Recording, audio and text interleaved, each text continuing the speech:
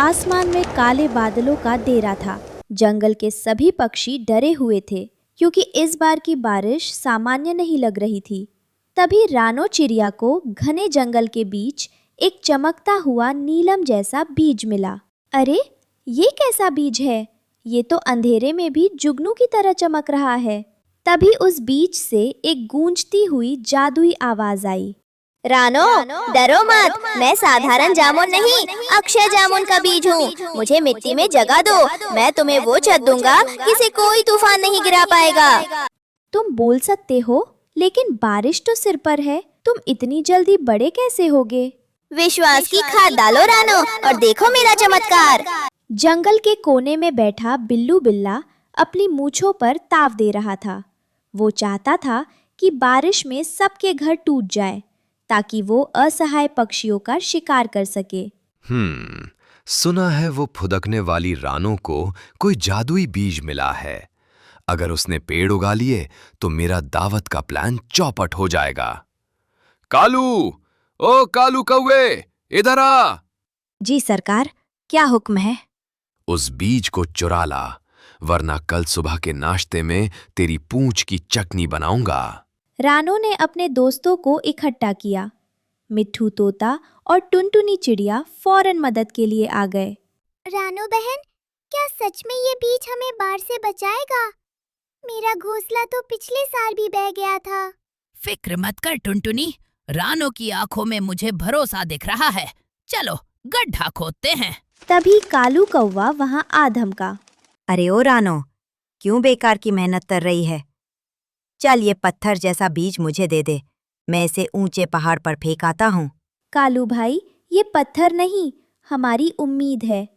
तुम भी हमारी मदद क्यों नहीं करते? मदद? और मैं? काऊ काऊ, तुम सब डूबोगे, देख लेना। रात होते ही मूसलाधार बारिश शुरू हो गई। रानो ने बीज को जमीन में बोया और उसे अपने पंखों से ढक लिया। तभी बीज से एक तेज रोशनी निकली। मिट्टी का साथ मिला, अब आकाश की ओर प्रस्थान है। जागो पेड़ों, बनाओ रान बसेरा। पलक झपकते ही वहाँ एक दो नहीं बल्कि बहुत सारे जामुन के विशाल पेड़ उगाए। उनकी टहनियाँ इतनी मजबूत और घनी थी कि बारिश की बूंदें भी उन्हें पार नहीं कर पा रही थी। देखो, जामुन के पेड़, और इनमें तो पके हुए फल भी लगे हैं। वाह, ये तो कमाल हो गया। अब कोई पक्षी बेघर नहीं रहेगा। तभी नीचे से बिल्लू बिल्ला की चीख सुनाई दी। पानी का स्तर बढ़ रहा था और बिल्लू एक छोटी सी लकड़ी पर तैर रहा था। बचाओ रानो, मुझे बचा लो, मैं डूब रहा हूँ। मुझे भी बचाओ, मेरे पंख भीग गए हैं, मैं उड़ नहीं पा रहा। रानो, इन्हें मत बचाना, ये हमारे दुश्मन हैं। नहीं मिट्ठू, मुसीबत में पड़े दुश्मन की मदद करना ही सबसे बड़ी जीत है। कालू भाई, बिल्लू भाई, ऊपर आ जाओ। इन जामुन के पेड़ों की शाखाएं बहुत मजबूत हैं। रानो और उसके दोस्तों ने मिलकर बिल्लू और कालू को ऊपर खींच लिया। रानो, मैंने तुम्हारा बुरा चाहा, लेकिन तुमने मेरी जान बचाई। आज से मैं किसी पक्षी को तंग नहीं करूँगा। शाबाश रानो, जहाँ एकता और दया होती है वहाँ मेरा जादू हमेशा बना रहेगा। अब ये जामुन का बाग हमेशा तुम्हारे जंगल की रक्षा करेगा।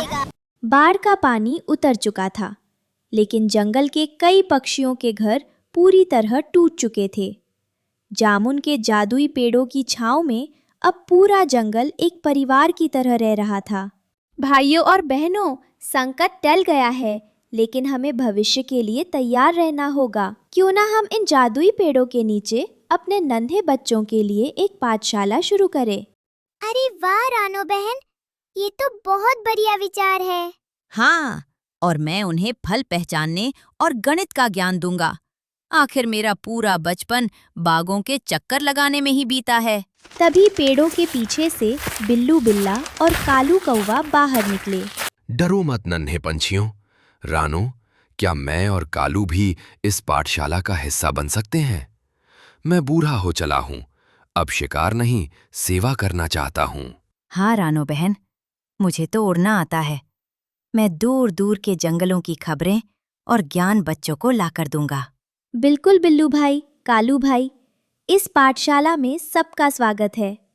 अगले ही दिन से विशाल जामुन के पेड़ के नीचे कक्षाएं शुरू हो गईं। तभी अचानक हवाएं ठंडी हो गई और पेड़ों से वही गूंजती हुई जादुई आवाज आई।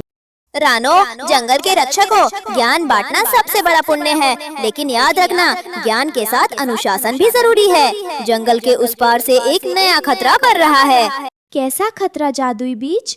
क्या फिर से बाढ़ आने वाली है? नहीं, इस बार खतरा पानी का नहीं, लालच का है। शिकारी चील की नजर तुम्हारे इस मीठे और जादुई जामुन के बाप पर है। वो इसे हड़पना चाहता है। जादुई बीज की बात अभी खत्म भी नहीं हुई थी कि आसमान में एक बहुत बड़ी परछाई दिखाई दी। वो खूंखार चील था। उसके पंख इतने बड़े थे कि सूरज की रोशनी ढक गई। तो ये है वो जादुई बाग। छोटे पक्षियों, अपनी जान बचाओ और भाग जाओ यहाँ से। आज से इस जादुई बाग का राजा मैं हूँ। छोटे बच्चे डर के मारे चीखने लगे।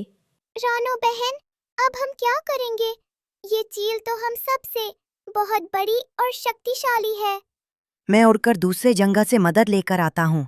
रुको कालू भाई, जब तक तुम आओगे बहुत देर हो जाएगी। हमें मिलकर सामना करना होगा। रानो आगे बढ़ी और बिना डरे गरुड़ के सामने जाकर हवा में उड़ने लगी। गरुड़ भाई, ये बाग किसी एक का नहीं है, ये पूरे जंगल का है। यहाँ हमारे बच्चे पढ़ते हैं। आप भी यहाँ आराम से रह सकते हैं, लेकिन कब्जा नहीं कर सकते। एक छोटी सी चिड़िया मुझे समझाएगी? अभी बताता हूँ। गरुड़ ने रानो पर झपट्टा मारा। जैसे ही गरुड़ ने हमला किया, बिल्लू बिल्ला नीचे से जोर से चिल्लाया। मिट्ठू, टुनटुनी, कालू, जामुन के पके हुए फल तोड़ो और इसकी आंखों पर निशाना लगाओ। रानो, तुम उसे नीचे की तरफ खींच कर लाओ। रानो तेजी से जामुन की घनी टहनियों के बीच से उड़ने लगी। गरुड़ गुस्से में उसके पीछे टहनियों के अंदर घुस गया। टहनियां इतनी घनी थी कि गरुड़ के बड़े पंख उसमें फंसने लगे। हमला! सैकड़ों पक्षियों ने मिलकर गरुड़ के ऊपर पके हुए जामुनों की बारिश कर दी। जामुन का चिपचिपा रस गरुड़ की आंखों और पंखों पर लग गया, जिससे उसे दिखना बंद हो गया। आह, मेरी आंखें! मुझे कुछ दिखाई नहीं दे रहा। मुझे छोड़ दो।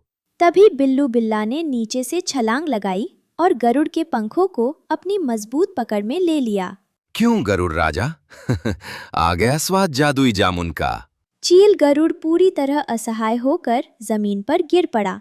सारे पक्षी उसे मारने के लिए आगे बढ़े। इसने हमारे बच्चों को डराया है, इसे सजा मिलनी चाहिए। रुको दोस्तों, जादुई बीज ने हमें क्या सिखाया था? नफरत को नफरत से नहीं, प्यार से जीता जाता है। रानो जामुन की पत्ती में साफ पानी भरकर लाई और गरुड़ की आंखों पर छिड़का।